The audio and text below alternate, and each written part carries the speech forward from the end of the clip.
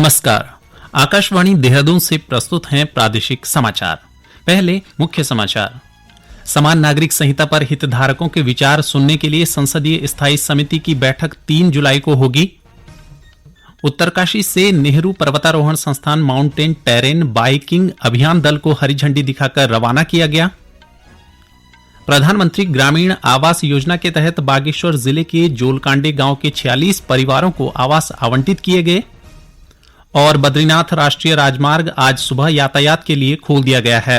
मौसम विभाग ने आने वाले दिनों में भी हल्की से मध्यम बारिश की संभावना जताई। समाचारों के साथ मैं संजय सिंह। अब समाचार विस्तार से। समान नागरिक संहिता पर हितधारकों के विचार सुनने के लिए संसदीय स्थायी समिति ने बैठक बुलाई है। यह बैठक 3 जुलाई को आयोजित की जाएगी। कार्मिक लोक शिकायत कानून और न्याय पर संसदीय स्थायी समिति ने कल समान नागरिक संहिता पर एक बैठक बुलाई, जिसमें कहा गया कि समिति हितधारकों के विचारों को सुनेगी। समान नागरिक संहिता भारत में नागरिकों के व्यक्तिगत कानूनों को बनाने और लागू करने का एक प्रस्ताव है। यह सभी नागरिकों पर उनके धर्म, लिंग और यौन झुकाव के आधार पर परवाह किए बिना समान रूप से लागू होगा।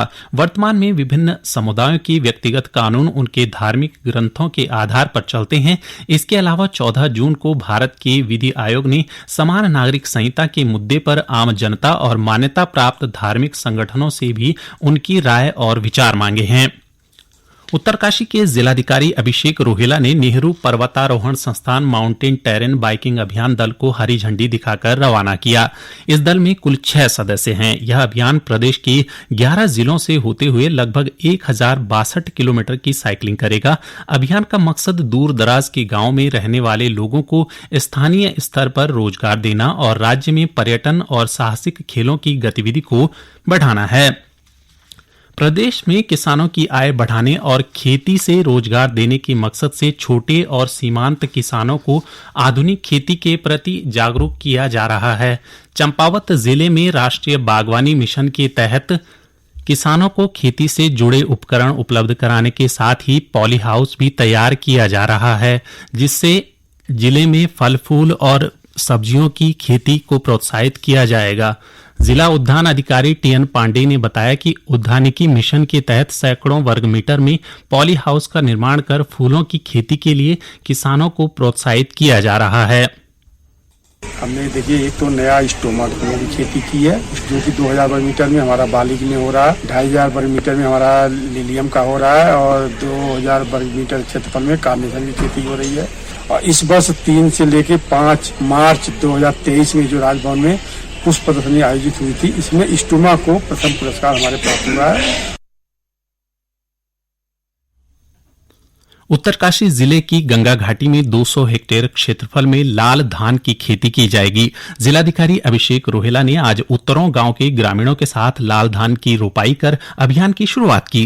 जिलाधिकारी ने बताया कि लाल धान के उत्पादन में कृषि विभाग काश्तकारों की मदद करेगा। उन्होंने बताया कि लाल चावल की औषधीय गुणों के कारण इसकी देश विदेश में मांग है और अब गंगा घाटी में भी लाल धान के उत्पादन को बढ़ावा दिया जाएगा।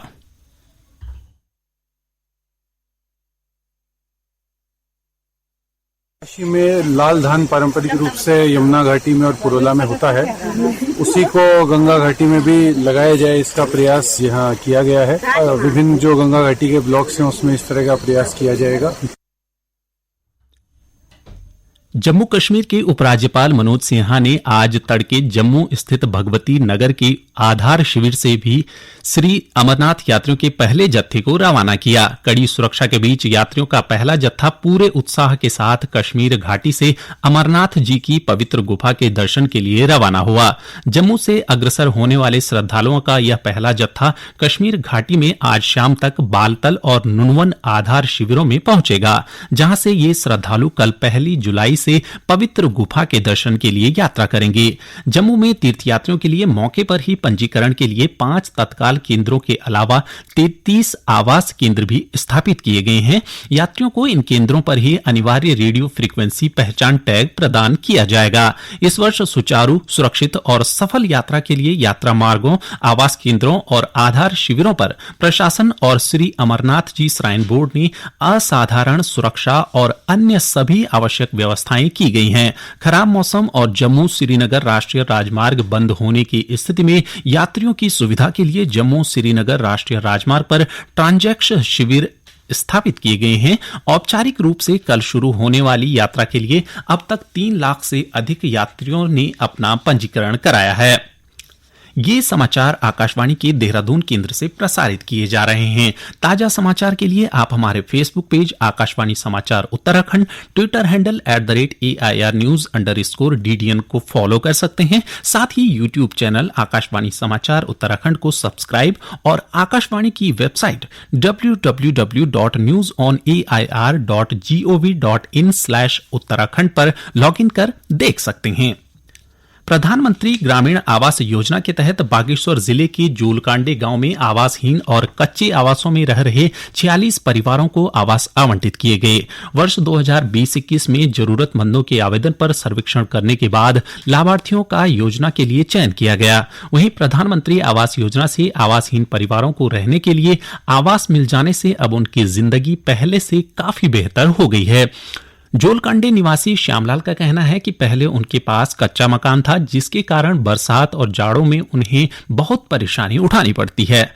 ग्राम प्रधान से उन्हें प्रधानमंत्री आवास योजना के बारे में जानकारी मिलने के बाद उन्होंने इसके लिए आवेदन किया। विभाग ने सर्वेक्षण कर उन्हें 3 किस्तों में मकान बनाने के लिए पैसा आवंटित कर दिया है। श्यामलाल जी का कहना है कि योजना के तहत मकान स्वीकृत होने से अब उनका जीवन आसान और खुशहाल है।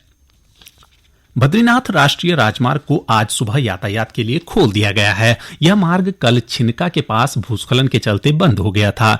प्रदेश के अधिकांश हिस्सों में बारिश जारी है। इसके चलते प्रदेश के कुछ स्थानों पर भूस्खलन से मोटर मार्गों पर यातायात प्रभावित हो रहा है। हालांकि प्रशासन त्वरित कार्यवाही करते हुए इन रास्तों को खोलने का काम कर रहा है। राज्य के कुछ हिस्सों में आज सुबह के समय हल्की से मध्यम बारिश के समाचार हैं। मौसम विभाग के पूर्वानुमान के अनुसार आने वाले दिनों में भी प्रदेश में कहीं कहीं बारिश होने की संभावना है। रुद्रपुर शहर को स्वच्छ, सुंदर और प्रदूषण मुक्त बनाने के लिए नगर निगम रुद्रपुर ने प्रदेश के पहले अपशिष्ट शोधन संयंत्र स्थापित करने की पहल की है। लगभग 7 करोड़ की लागत से बन रहे राज्य के पहले फीकल स्लज ट्रीटमेंट प्लांट का निर्माण कार्यदायी संस्था जल निगम काशीपुर द्वारा तेजी से किया जा रहा है। जानकारी के मुताबिक यह प्लांट 1 माह के भीतर तैयार हो जाएगा। जिला प्रशासन द्वारा आवंटित लगभग 1.25 एकड़ क्षेत्रफल में स्थापित हो रहे इस प्लांट की क्षमता 125 किलोलीटर प्रतिदिन होगी। अच्छी बात यह है कि यह प्लांट पूरी तरह सोलर ऑपरेटेड होगा। इस प्लांट के जरिए शौचालय टैंक के गाद से जैविक खाद बनाई जाएगी। नगर निगम के महापौर रामपाल ने बताया कि अब तक सेप्टिक टैंक से निकलने वाले गाद को इधर उधर खेतों, नालों आदि में बहाया जाता था, जिससे बीमारियां फैलने का खतरा बना रहता था। वहीं अब प्लांट के तैयार होने के बाद बड़ी मात्रा में गाद का ट्रीटमेंट कर उसे इस्तेमाल में लाया जा सकेगा। वहीं प्रभारी जिलाधिकारी विशाल मिश्रा ने बताया कि शहर को स्वच्छ व सुंदर बनाने की दिशा में नगर निगम की ये पहल अपने आप में सराहनीय कदम है। पिथौरागढ़ जिले में मिशन मर्यादा के तहत यातायात नियमों का उल्लंघन करने पर 97 वाहन चालकों के चालान किए गए। पुलिस क्षेत्राधिकारी नरेंद्र पंत ने बताया कि सड़क दुर्घटनाओं को रोकने के साथ ही शराब पीकर वाहन चलाने, स्टंट ड्राइविंग, हुड़दंग कर शांति भंग करने वाले वाहन चालकों के खिलाफ कार्रवाई की जा रही है। इसके लिए सघन चेकिंग अभियान भी चलाया जा रहा है। और अंत में मुख्य समाचार एक बार फिर।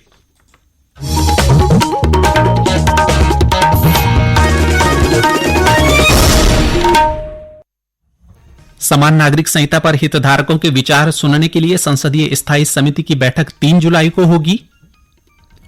उत्तरकाशी से नेहरू पर्वतारोहण संस्थान माउंटेन टेरेन बाइकिंग अभियान दल को हरी झंडी दिखाकर रवाना किया गया।